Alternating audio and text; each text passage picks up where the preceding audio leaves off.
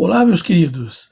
Antes de começar a aula, eu gostaria de pedir para vocês um grande favor, tá? Se esse vídeo agregar um pouco de conhecimento para vocês, por favor, deixem seu like e se inscreva no canal. Isso é muito importante para mim.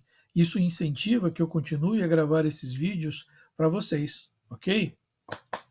Um abraço.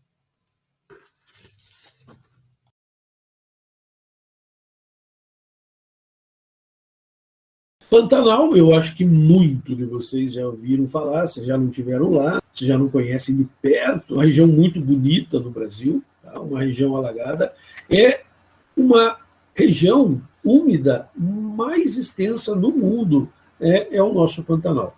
Essa região de alagados, que lembra lá nos Estados Unidos, a região onde tem lá o alligator, lá, é parecida com a nossa, só que é pequenininha perto da nossa. Os Everglades. Aqui não, aqui elas são bem maiores. Então é o nosso Pantanal, uma riqueza muito grande de peixes. Nós temos, por exemplo, uma quantidade de peixes, de espécies de peixes no Brasil, muito grande. Se vocês um dia forem para a Europa e forem pescar, os caras contam nos dedos as espécies que vivem na Europa inteira. Né? São poucas espécies. Tá? No Brasil, não. No Brasil, nós temos uma diversidade de espécies muito grande. E o Pantanal é uma região que é agraciada pela quantidade de água, onde esses peixinhos podem estar ali livres, reproduzir. Muitos deles são roubados da natureza para aquaristas, para exportação. Tem aquarista sério, tem aquários, aquele que gosta de aquário, que não compra esses peixes sem saber da origem, saber se existe uma certificação, como é o caso do Pantanal. Tá? Veja que o Pantanal do Mato Grosso, né, o Pantanal, ele pega, o estado de Mato Grosso do Sul, que está ali do ladinho, é pequena parte da Bolívia e Paraguai. Tá? Inclusive o Paraguai é muito importante, né, no Pantanal do Mato Grosso, porque é o rio Paraguai que abastece o alagado constante que nós temos no Pantanal. Então são os rios do nosso vizinho que acabam formando um ecossistema aqui dentro do Brasil bastante complexo. Nós temos ali um clima, vocês sabem que é semiúmido, não semiárido, semiúmido, muita umidade. O Pantanal chove também muito. As temperaturas são muito variáveis, ela pode chegar a 25 graus no verão e pode chegar a 0 grau em algumas regiões, né? Devido a nós estamos num canal aqui em Porto União, Paraná, que é um canal que traz vento lá das geleiras. Então, ali, esse vento encana e pode chegar até o Pantanal, fazendo com que a temperatura, então, desça a 0 grau. Tá? Calor! Numa região como Cuiabá, que é uma cidade onde você vai ter muita construção, tirada da vegetação natural, nós já tivemos casos, como está escrito ali, com temperatura acima de 40 graus. Tá? Mas aí é o homem que acabou modificando o ambiente ali, fazendo com que ele aquecesse mais, né, do que o natural. Tá? Diversidade muito grande de seres, né? É um ambiente favorável ao desenvolvimento de seres. Então, nós temos grande quantidade de animais. Vocês têm aqui o tamanduá, você encontra lá capivara, a onça nesse local. Tá? Mas tem capivara aqui. Sim, capivara se espalha por uma região muito grande. Mas são animais que também nós encontramos lá. O veado mateiro, que é o veado maior do que o que vive aqui na nossa região, aparece lá. O jaú, que é um dos maiores peixes, que se não o maior peixe, vocês estão vendo aqui o cara segurando, que nós temos no Brasil. Tá? Um pouquinho mais para frente aqui, nós temos o tuiuiu. O tuiuiu é a marca registrada do Pantanal. Lá no Pantanal se encontra 10 fazendas com o nome tuiuiu. Então, no caso dessa ave aqui, que é o símbolo do Pantanal. Esse aqui é o veado mateiro. Então, vamos lá, um pouquinho mais.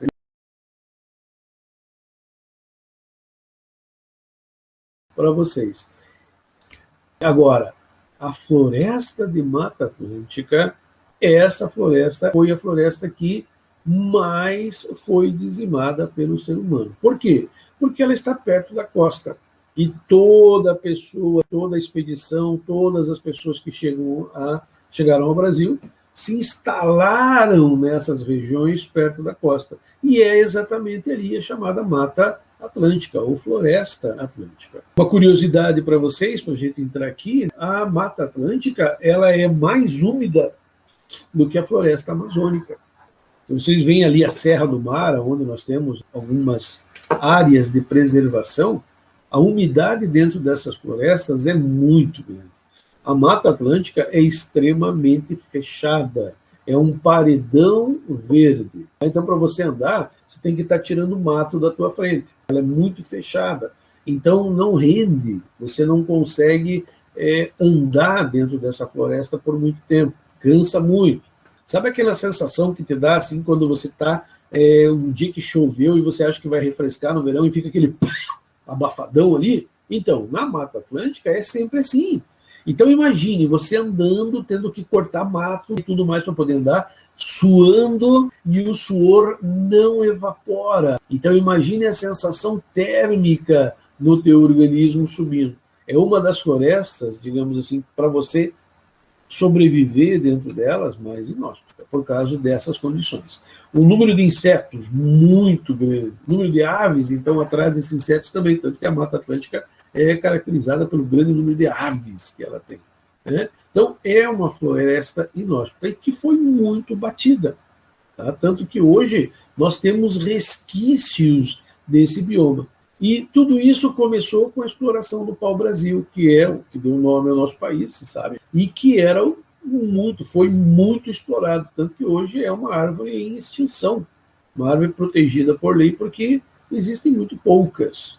E ela é enjoadinha para poder sobreviver. Ela começou a exploração ali. E aí, veja, o homem foi se adaptando a esses ambientes, explorando cada vez mais. Como eu falei para vocês, veja a umidade ali, entre 1.800 a 3.600 milímetros por ano. Tá? Um bioma muito rico, as águas são escuras. Essa água escura que existe na Mata Atlântica significa que é uma água com muita matéria orgânica ainda, por se decompor, o que torna esses locais bom para a vida, porque atrás da matéria orgânica vem o microscópico, o menos microscópico, o macroscópico, até o animal grande na cadeia alimentar. Então, ele te dá uma diversidade muito grande. Formam outros biomas, tá? Então, ao se espalhar, vocês estão vendo aqui em cima onde que sobrou a Mata Atlântica. Esse ainda é o resquício que ela tem. Então, formam rios e estuários, né, onde a água doce se mistura com a água salgada, tá? Dando, então, os berços, como nós falamos para vocês, dos peixinhos lá no mar. Tá? Então, muito bonita, né, um bioma que deve ser preservado. Lembre que Porto União e União da Vitória estão dentro dessa Mata Atlântica. Falar nisso, lembram como é que é o nome da nossa floresta aqui, que nos atinge, por exemplo, onde nós estamos? Como é o nome da floresta aqui? Federal do Paraná. Como é o nome da floresta aonde Curitiba, Paraná, Santa Catarina estão? Como é que é o nome dessa aqui onde está o Paraná, Florianópolis, etc. Que é Floresta Umbrófila Mista. Olha o nome, Floresta Umbrófila Mista. Essa é a nossa floresta aqui. Quando você vai para a chácara, aquele mato que você vê lá na tua chácara é Floresta Umbrófila Mista. O que significa isso? Que é uma floresta umbrófila, de plantas que gostam de pouca claridade, mas também existe plantas de luminosidade alta. Então, por isso, mista. Então, uma floresta em que o que chama atenção são plantas de pouca luz, tá? Que gostam de pouca luz, mas também tem exceção. Observe essas duas fotinhos que estão aparecendo para vocês ali. Observe que as duas estão sombreadas, tá? Então estão na sombra. Então essas plantas, elas gostam, se especializaram numa floresta mais escurona. Só que são plantas pequenas, baixas, então para você andar aqui é uma desgraça, mato fechado mesmo. São plantas, então, que têm umidade suficiente, os estômatos se abrem e se fecham tranquilamente, normalmente, são plantas C3, plantas que se dão bem no ambiente de sombra e se tiver um pouquinho de sol também, na boa, conseguem suportar, mas gostam de sombra. Outro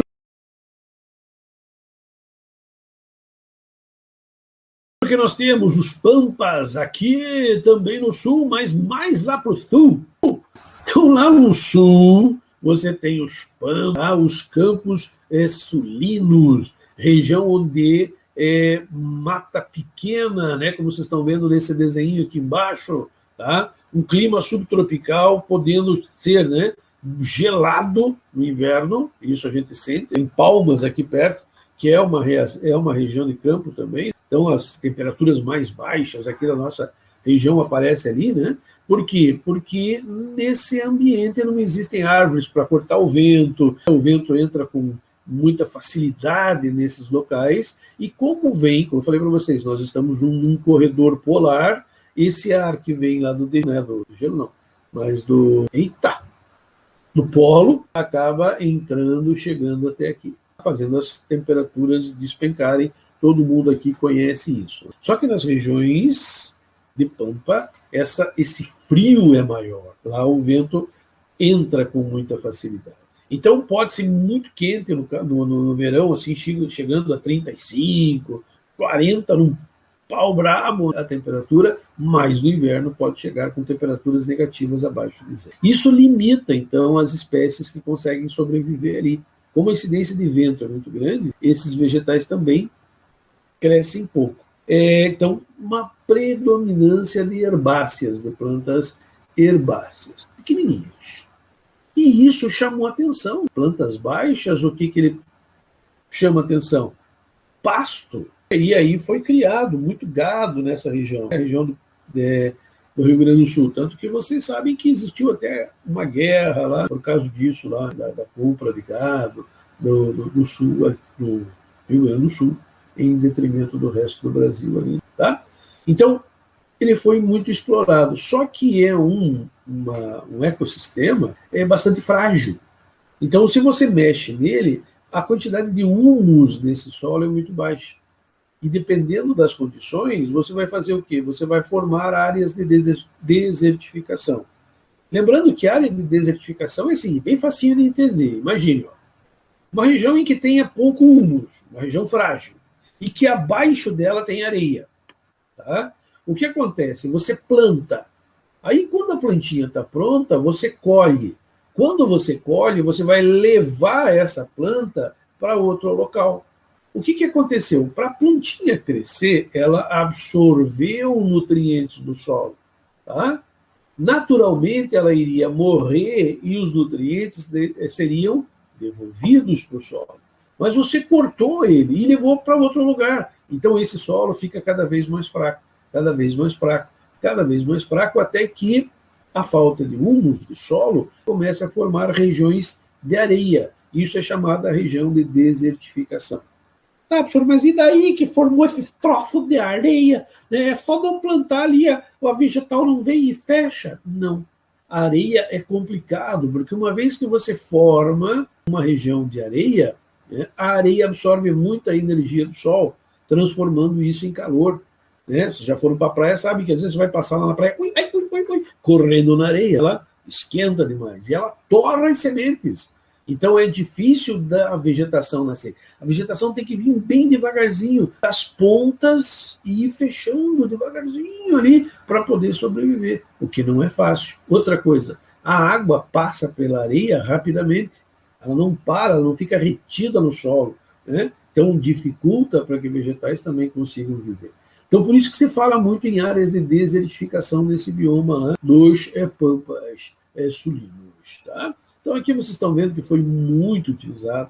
O nosso agricultor, inclusive, queima, não tem máquinas, etc., para fazer a retirada de mato, ele acaba queimando o mato seco, e isso mata também aquelas bactérias fixadoras de nitrogênio, ajudando a enfraquecer cada vez mais o solo. Né? O plantio de soja nessa região vem aumentando bastante também, e isso também altera o ecossistema da região. Existe lá uma fauna que também existe aqui. Nós temos alguns seres que existem lá que nós conhecemos aqui. Por exemplo, tá? Onça pintada. Eu acho que todo mundo sabe o que é uma onça pintada, né? Jaguatirica, um gato grandão. Macaco monocarvoeiro, um macaco, né, que aparece aqui no desenhozinho para vocês aqui, tá? Monocarvoeiro. Macaco prego, esse aqui de baixo. Guariba, quem sabe o que é guariba? O que é um guariba? Vamos lá, chuta aí. Vou dar uma dica. Guariba é um macaco. Tá? Que macaco é? É um macaco. Mas que macaco que é? Como é que a gente chama aqui no sul o guariba? Isso, o bugio. O nosso bugio é o guariba, né? Nós chamamos de bugio. Tá? Mico-leão dourado, que já se espalhou por muitos lugares, né? Preguiça de coleira, encontrada aqui na nossa região também. O caxinguelê, né, que é o serelepe. O caxinguelê é a mesma coisa que o serelepezinho, que é parente do esquilo, os esquilinhos que estão aqui. Tranquilo? Beleza? Mais um pedacinho, tá? Só para a gente ver essa partezinha aí. Aqui é os manguezais, né? A zona costeira é onde a Mata Atlântica encosta, digo, com o oceano, tá? Então ali nós chamamos de zona costeira. E ali aonde os rios da Mata Atlântica desaguam no oceano, nós temos os manguezais.